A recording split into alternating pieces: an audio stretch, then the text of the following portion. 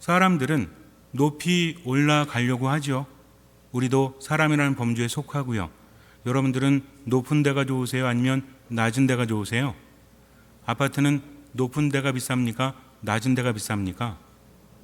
높은 데. 왜 그런 걸까요? 여러분들은 만약에 한 30층 높이의 아파트와 100층 높이의 아파트가 있다면 몇 층에 사시겠습니까? 기회가 주어진다면? 30층? 100층? 어쨌든 사람들은 모두 높이 올라가려고 해요. 높이가 높으면 가격도 비싸집니다. 그래서 빌딩들을 높게 세우려고 하죠. 우리나라에도 높은 빌딩들이 많이 생겨나지 않습니까? 일단 50m가 50층 이상이 되고 200m 이상이 되면 건물을 짓는데 쉽지가 않다라고 합니다. 인간은 높아지려고 하고 건물을 짓기는 어렵고 그래서 건축 기술이 발달을 하게 되는데 높으면 높아질수록 어떤 문제가 생길까요? 일단 지진이라는 문제도 있겠죠. 또 화재라는 문제도 있지 않습니까? 그리고 엘리베이터, 예를 들어서 한 100층이 넘는다 그러면 우리 본당에 있는 엘리베이터로 100층까지 가려면 아침에 타가지고 저녁에 내려야 될지도 몰라요. 그래서 엘리베이터가 빨리 올라가는 기술도 굉장히 중요한데 자기 부상 엘리베이터 이런 것들도 연구가 되어져 있고 지금 나왔는지 모르겠습니다. 어쨌든 그래서 두바이에 있는 두바이 빌딩 우리가 알고 있죠. 부르즈 할리파라고 하는데 그게 163층인가 800 몇 미터가 되고 163층인가. 그런데 높이 올라가면 올라갈수록 어떤 문제가 생기냐면 기술적으로 커버할 수 있는 것들이 있는가 하면 우리는 사실은 좀 불안하죠. 높으면 높을수록. 왜? 지진이 일어나면 어떻게 될까? 화재가 나면 어떻게 될까? 그런데 실제적으로 가장 큰 적은 바람이라고 합니다. 바람이 불기 시작하면 커다란 문제가 생기기 때문에 그래요. 보통 빌딩들이 높아지면 높아질수록 자기 진동을 갖고 있대요. 흔들린다고 하죠. 그래서 한 100m 정도 되면 2, 3초에 한 번씩 건물이 흔들린다고 합니다. 이런 진동이 있대요. 1000m 정도 되면 이거는 좀 20초, 30초 좀 늘어나긴 해요. 그런데 밑에서 바람이 부는 것과 위에서 바람이 부는 것은 다르죠. 그래서 1000m 정도의 높이가 되면 건물이 꼭대기는 2m에서 5m까지 진동폭이 생긴다고 합니다. 왜냐하면 바람이 불게 되면 건물을 통과해야 되잖아요. 건물을 양쪽 바람이 불다가 건물을 만나게 되면 양쪽으로 갈라지죠. 그리고 만나게 됩니다. 여기에 와류라는 새로운 바람이 형성이 돼요. 이 방향은 앞뒤로 작용을 합니다. 그래서 건물이 흔들리는 거예요. 한번 생각해 보세요. 여러분들이 한 160층, 200층 이 정도에서 삶을 살고 있는데 보통 우리가 알고 있는 두바이에 있는 두바이 빌딩이라고 부르는 아까 말씀드린 그런 곳에서는 객실이 10,000개가 넘는다고 합니다. 그리고 수많은 사람들이 거기 살고 있다는 거죠. 왜 높이 지으려고 할까요? 자신의 나라의 위용을 자랑하기 위해서? 그런 것도 있지만 높아지면 높아질수록 효율성이 높아진다고 하죠. 그래서 어느 정도 면적을 차지하고 위로 올라가면 여러 가지 부대 시설이나 또는 다른 어떤 비용 절감 이런 것들이 많이 생긴대요. 처음에 지을 때는 오래 걸리지만 그러나 사람들이 살기에는 아주 원활한 조건이 형성될 수 있다는 거죠. 그래서 한 마을이 건물에 들어가 있다라고 봐도 무방할 거예요. 문제는 바람이라는 거죠. 잠자고 있는데 5m씩 왔다 갔다 하면 불안할까요? 불안하지 않을까요? 당연히 불안하겠죠. 그래서 바람과 싸워야 되는데 그것을 이기지 못하지만 저항하거나 이용할 수 있는 기술이 발달하다 보니까 건축에서 여러 가지가 도입이 됩니다. 몇 가지 원칙이 있대요. 하나는 뭐냐면 올라갈수록 건물의 넓이가 좁아져야 됩니다. 혹시 여러분들 올라갈수록 넓어지는 거 보셨어요? 물론 있죠. 2, 3층짜리는. 그런데 1km가 넘게 올라간다? 지금 현재 가장 높은 게 800 몇 미터고 지어지고 있는 것들이 사우디 같은 데 지어지고 있는 것들은 1km가 넘는다고 하죠. 아직은 완공되지가 않았는데 어쨌든 그렇게 되면 바람의 영향을 많이 받을 수밖에 없다는 겁니다. 그래서 올라갈수록 좁아지는 형태로 짓거나 또는 윈드 댐퍼라고 하는데 줄을 달아놓는 거예요. 그래서 대만에 있는 101 빌딩인가 101 타워인가 거기 가면 730톤인가 되는 추가 달려져 있다고 합니다. 즉 건물이 흔들릴 때 이 추는 반대쪽으로 작용을 하면서 잡아주는 거죠. 그래서 실제적으로는 많이 흔들리지 않도록 그렇게 해준다고 합니다. 문제는 뭐냐면 흔들리게 되면 불안하다는 거죠. 낮은 데서 흔들리면 좀 덜 불안하지만 올라갈수록 더 불안하죠. 왜 그럴까요? 여러분들 비행기를 타거나 배를 탔을 때 언제 안심이 되죠? 언제 안심이 됩니까? 저는 비행기를 타거나 배를 탈 때 내릴 때 안심이 돼요. 내릴 때. 물론 비행기 타고 올라갈 때도 좀 짜릿한 것도 있긴 하겠지만, 그런데 몸과 마음이 안심이 되는 게 언제냐면 비행기가 착륙하고 배가 항구에 닿아서 내릴 때 있죠. 발이 어디 닿을 때? 땅에 닿을 때. 이제 살았구나 라는 생각이 들기도 합니다. 예전에는 러시아 항공에서 그랬다고 하죠. 지금도 그게 좀 남아있다라고 하는데, 러시아 항공은요 착륙하면 박수 친대요. 왜? 살았다. 그거 듣고 깜짝 놀랐습니다. 다음부터는 절대로 안 타야지 라는 생각이 들었어요. 물론 요즘에는 그런 일이 별로 없지만 왜 그렇습니까? 비행기를 타고 있을 때는 불안하기 때문이죠.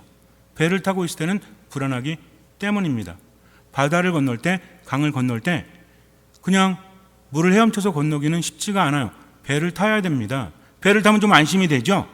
그러나 무엇이 거세지면, 바람이 거세지면 이 바람은 흔들리게 합니다. 우리들의 인생도 마찬가지라는 거죠. 예수님과 제자들이 배를 타고 갈릴레아 호숫가를 건너고 있었죠. 그런데 갑자기 풍랑이 칩니다. 제자들은 두려움에 떨게 돼요. 불안하게 됩니다. 왜 그럴까요? 그만큼 물이 무섭기 때문에 그래요. 물은 상당히 무섭습니다. 잔잔한 바다라든지 호수는 보기 좋지만 내가 배를 타고 있을 때 바람이 불어서 물결이 이리저리 흔들리고 파도가 친다면 우린 공포를 느낄 수밖에 없죠. 왜? 죽음을 상징하기 때문입니다. 실제로 물이 죽음을 상징하지만 그 물을 움직이는 것은 바람이라는 거죠. 눈에 보이지 않지만 바람은 엄청난 힘을 가지고 있기 때문입니다. 갈릴레아 호숫가를 가보면 그 사람들은 갈릴리 바다라고 부릅니다. 왜냐하면 주변의 길이가 52km인가? 둘레가 52km라는 거죠. 굉장히 넓은 거죠. 그래서 보통 이런 것을 호수라고 부르지 않고 그들은 바다라고 부릅니다. 호수지만 바람이 몰아치면 바다 못지않은 풍랑이 거세짐이 사람을 공포로 몰아세운다는 거죠. 더군다나 이스라엘 백성들은 무엇에 대한 공포가 있었죠? 물에 대한 공포가 있습니다. 노아의 홍수 있잖아요. 그래서 물은 뭘 상징한다? 죽음을 상징한다. 그리고 정화를 상징한다는 거죠. 때로는 하느님의 징벌을 상징하기도 합니다. 더군다나 예수님의 제자들 중에 대다수는 어떤 일을 하고 있었죠? 어부 일을 하고 있습니다. 어부들은 뭘 두려워하죠? 물을 두려워한다는 거죠. 우리가 보통 놀러 갈 때 여기 경치 좋은데 하면서 계곡이라든지 아니면 바닷가에서 사진 찍고 막 노는데 동네 사람들이 그런 경우 있어요. 거기 있지 마세요. 큰일 납니다. 라고 말해요. 근데 날이 화창하니까 너무나 아름다우니까 아유 큰일은 무슨 큰일이요. 그런데 갑자기 바람이 불고 비가 오게 되면 정말 큰일이 납니다. 해마다 많은 사람들이 계곡에서 바다에서 죽는 장소가 있어요. 근데 그 마을 사람들은 거의 죽지 않아요. 대부분 누가 죽어요? 외부에서 온 사람들, 그것을 알지 못하는 사람들. 하지만 그에 대한 공포를 느끼는 사람들은 어떤 사람들이죠? 외부 사람들은 모르죠. 공포도 없습니다. 누가 무서워하죠? 마을 사람들이 무서워한다는 거죠. 그래서 물에 가까우면 가까울수록 어때요? 우리나라도 그렇습니다. 실제로 물에 가까운 지역의 특징이 뭘까요? 일단 뭐가 세요? 말이 세. 서울이나 이런 데보다 부산 쪽에 가까울수록 부산, 마산, 대구 이런 데도 마찬가지일지 모르겠지만 어쨌든 바다에 가까울수록 사투리가 어떻습니까? 아주 세잖아요. 제주도는 못 알아듣지. 말하게 되면 말이 세진다고 합니다. 성격도 굉장히 강하죠. 요즘을 얘기하는 게 아닙니다. 요즘 여러분들 그렇다고 해가지고 대구나 부산이나 마산이나 이런 데서 온 분들한테 세다며 이렇게 말씀하시면 안 돼요. 옛날에 그랬다는 겁니다. 척박하고 죽음이 함께하기 때문에 예수님의 제자들도 마찬가지였어요. 두렵습니다. 풍랑이 치기 시작을 하니까 물론 예수님께서 평상시에 기적을 행하시고 대단한 분이시라는 것을 알면서도 어쩔 수 없다는 거죠. 우리도 높은 데 올라가면 두려움을 느끼는 사람들이 있죠. 고소공포증이라고 합니다. 그래서 저도 좀 있는데 그런 데 있잖아요. 밑에가 보이는데 걸어 다니는데 예전에 한번 상하이 가가지고 제가 밥 먹으면서 굉장히 놀란 적이 있었는데 밑에가 보여요 이렇게. 근데 높은 데 있잖아요. 뭔지 아시죠? 사람들이 앉았고 밥 먹고 있는데 밑에 보면 어디야? 땅바닥이야. 순간 어때요? 맛있는 음식이 앞에 있지만 입맛이 싹 달아나더라고요. 왜? 불안을 느끼기 때문입니다. 두려움을 느끼기 때문이라는 거죠. 제자들도 이랬습니다. 우리도 마찬가지예요. 세상을 살면서 우리를 두렵게 하는 것들이 있어요. 우리를 무섭게 하는 게 있습니다. 이런 말을 하죠. 야, 세상 사는 거는 마음에 따라서 달라. 걱정하지 마. 네가 걱정한다고 하늘이 무너지냐? 라고 말하지만 인생의 경험을 통해서 어떤 의식을 갖고 있거나 느낌을 갖고 있는 사람은 힘들 수밖에 없다는 겁니다. 우습게 보면 안 된다는 거죠. 이것이 내 안에 남아있는 한 이것이 촉발되면 모든 것들이 망가집니다. 때로는 직장 생활을 제대로 할 수 없어요. 심지어는 가정 생활도 제대로 할 수 없습니다. 내가 두려우니까, 내가 불안하니까 걱정해 주는 것도 짜증나는 겁니다. 귀찮은 겁니까? 귀찮은 거죠. 그래서 어때요? 마음은 그렇지 않은데 자꾸만 공격적인 형태로 내가 표현하지 않습니까? 그래서 불안할 때 어떤 증세가 나타난다? 안정되지 못하고 화가 나고 짜증난다. 흔들리기 때문입니다. 점점 어디로 가니까? 죽음으로, 천국으로 가요? 죽음으로 가기 때문에 그렇다는 거죠. 그래서 인간의 모든 불안과 두려움은 어디로 향하고 있다? 죽음으로 향하고 있기 때문입니다. 그래서 불안은 죽음에 이르는 병이라고 말도 하잖아요. 바로 이것이에요. 죽음에 대한 공포, 두려움이 내가 의식하지 못하는 사이에 나를 이리저리 흔들어 놓는 거죠. 죽음이라는 것은 어떤 것을 의미합니까? 목숨이 끝나는 것, 살아있지 못하는 것. 물론 그렇죠. 그런데 우리가 살아가면서도 느끼는 게 있죠. 사는 게 사는 것 같지가 않아. 언제 그래요? 행복하지 않을 때, 기쁘지 않을 때, 힘이 떨어질 때 그렇다는 거죠. 여러분들도 어떻습니까? 내가 속한 공동체 안에서 가정이라든지 아니면 직장이라든지 또는 성당도 마찬가지죠. 행복을 느낀다면, 생명력이 넘쳐 흐른다면 그것은 우리를 불안하게 하지 않아요. 근데 언제 불안하죠?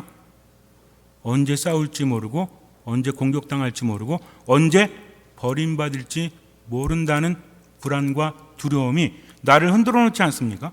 이게 어쩔 수 있는 것 같아요? 그렇지 않습니다. 우리는 일어나지 않은 일은 쉽게 생각을 합니다. 남의 일도 쉽게 생각을 해요. 그러나 내 일이 돼버리면 어떠는지 아세요?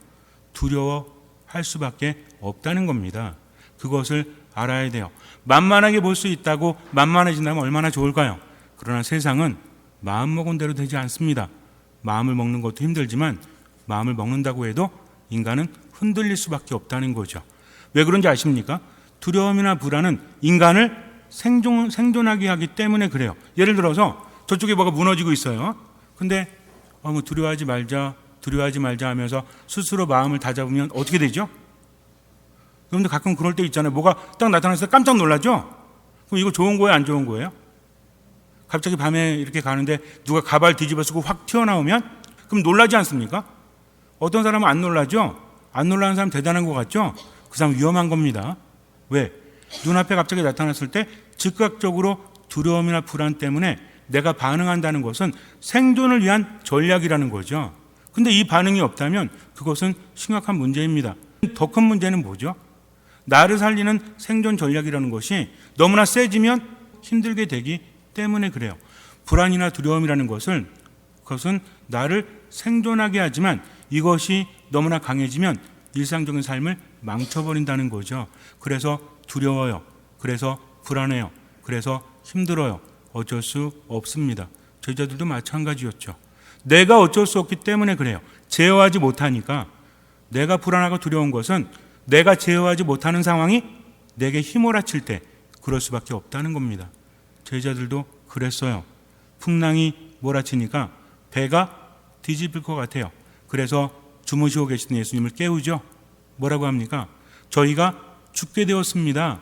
아니 왜 잠만 주무십니까? 저희를 살려주십시오. 라는 마음으로 깨웠겠죠. 예수님께서 일어나셨죠. 참 대단한 분이시죠. 그 와중에도 주무실 수 있으니까 왜 그래요? 그분은 불안하지 않기 때문이죠. 그분은 하느님이시기 때문입니다. 걱정할 필요가 없기 때문입니다. 아까도 말씀드렸지만 우리는 언제 불안함을 느끼죠? 제어할 수 없을 때, 내 힘으로 어쩌지 못할 때. 여러분들이 가정에서 짜증을 내고 화를 내고 불안해하는 이유는 무엇입니까? 내 마음대로 되지 않기 때문에 그래요. 이게 나를 힘들게 합니다. 나를 미워하는 사람, 나를 억압하는 사람, 직장에서도 마찬가지죠. 내가 하지마 그러면 그 사람이 안 하면 불안하지 않죠. 근데 언제 불안해요? 내가 그럴 수 없는 사람, 어쩌면 나보다 지책이 높아서 나에게 영향을 미칠 수 있는 사람, 그렇지 않습니까? 이것은 인간관계나 개인적인 삶에서도 마찬가지라는 거예요. 제자들도 그렇습니다. 어떻게 할 수가 없습니다. 아무리 배를 잡고 있어도 이 배도 뒤집힐 수밖에 없다면 불안을 느낄 수밖에 없는 거죠. 그래서 예수님을 깨웁니다. 예수님께서 일어나셔서 뭐라고 하시죠? 잠잠해져라, 조용히 하여라 하고 말씀하시죠. 그랬더니 어떻게 돼요? 바람이 멎습니다. 바람이 멎으니 호수는 잠잠해질 수밖에 없죠. 그리고 제자들에게 뭐라고 하시죠? 아니 왜 깨웠어? 아유, 방금 전에 아주 좋은 꿈 꿨는데 그냥 깨워가지고 그래. 이렇게 말씀하십니까? 왜 겁을 내느냐? 아직도 믿음이 없느냐? 하고 말씀하십니다. 이게 무슨 의미일까요? 우리는 가끔 생각을 해요. 나한테 믿음이 있나? 아니 성당 다니는데 믿음이 별로 없는 것 같죠? 툭 하면 안 나오고 또 성당에 안 나오다가 좀 불안해가지고 또 나오게 되면 잘 나왔다 그러는데 또 몇 달 지나면 또 어때요? 또 안 나와. 나 믿음이 없나 봐 라고 말합니다. 누구 탓입니까? 내 탓이에요? 예수님의 제자들은 나보다 잘나셔가지고 믿음이 막 생겨나고 그랬습니까? 지금 제자들도 믿음이 없었죠? 근데 여러분들 이게 쉽게 말할 수 있어요? 내가 있었다면 나는 안 그랬겠다? 과연 그럴 수 있을까요? 일상적인 삶을 살면서도 내 안에 있는 두려움이 증폭될 때 견디지 못하잖아요. 내가 이해할 수 없을 만큼 이리저리 흔들릴 때 있습니까? 없습니까? 있다는 거죠. 제자들도 그랬다는 겁니다. 여기서 예수님의 말씀은 책망이 아닌 거죠. 이 믿음은 무엇을 의미합니까? 무조건 믿어라? 믿으십시오. 몇 번 하면 여러분들 믿으실래요? 성당에 오셨을 때 본당 신부가 저 앞에 서 가지고 예수님을 믿으십시오. 1000번 하면 믿음이 생깁니까? 그렇지 않다는 거죠. 예수님 지금 어떤 말씀하시는 거예요? 나를 보지 않았느냐? 내가 함께하지 않았느냐? 너희가 봤던 구마의 기적들, 너희가 봤던 죽은 사람이 살아나는 기적이 어떤 의미인지 아직도 모르겠느냐? 나는 너희를 놀래키기 위한 것이 아니라, 신기한 것을 보여주기 위한 것이 아니라, 내가 함께할 때 죽음이 너희를 어쩌지 못한다는 것을 알려주기 위해서 지금까지 살아왔다. 너희는 나의 일부이다. 나는 너희와 함께한다. 이거죠. 그러니까 너희 능력으로 어쩌지 못하는 것을 어떻게 해라? 나를 믿고 따르란 얘기입니다. 예수님을 바라보라는 거죠. 이것은 책망이 아니라 앞으로 함께하면서 더 깊이 묵상하고 체험하고 믿음이 자랄 수 있도록 나를 바라보란 이야기입니다. 우리는 믿음이 없다라고 말해요. 하느님 믿는데 왜 이렇게 흔들리지? 정말 잘 살고 싶죠. 그렇지 않아요? 내 인생도 잘 살고 싶고 가족끼리도 행복하게 하고 싶고, 그런데 내 안에 있는 불안, 두려움이 솟구쳐 오를 때는 감정을 어쩌지 못해서, 내 삶을 어쩌지 못해서 서로 힘들게 할 때 정말 마음이 무너지지 않습니까? 이럴 때 생각을 해요. 천주교 신자인데 왜 이 모양 이 꼴이지? 그럴 수밖에 없다는 것을 인정해야 됩니다. 그것을 누가 잘 아세요? 하느님께서는 나보다 나를 더 잘 아신다는 거죠. 그래서 끊임없이 뭐라고 하십니까? 믿어라, 들어라, 보아라, 내가 함께한다 하면서 우리를 기다리십니다. 심지어는 하느님께서는 뭐까지도 헤아리신다? 우리의 머리카락 숫자까지도 헤아리신다는 거죠. 무슨 의미예요? 머리카락은 수는 계속 바뀌죠. 아침, 점심, 저녁이 같으세요? 어쩌다 막 빠져 있잖아요. 무슨 얘기냐면 이렇게 내가 모르는 변화조차도 누구는 아신다? 하느님은 아신다는 거죠. 그러니 어떻게 해라? 함께하면서 믿으라는 겁니다. 마음이 무너질 때도 믿으라는 거예요.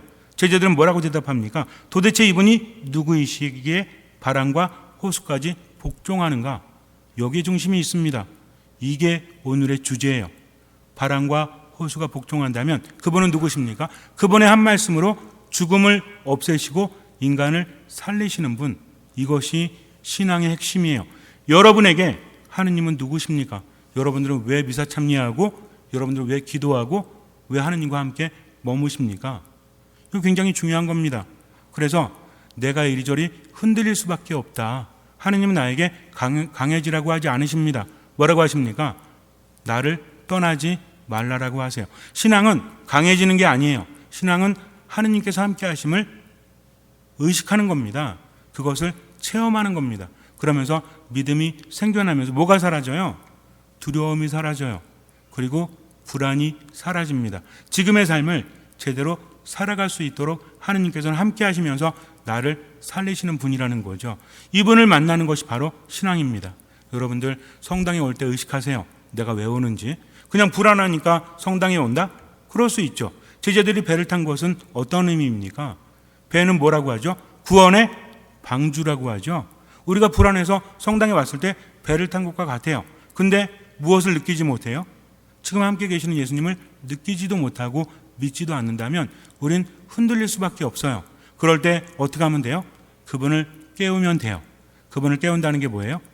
알람시계에 맞춰가지고 시끄럽게 하는 것? 뭐 하는 겁니까? 기도하는 거죠. 기도하면서 대화하는 겁니다. 어떤 마음으로? 듣는 마음으로.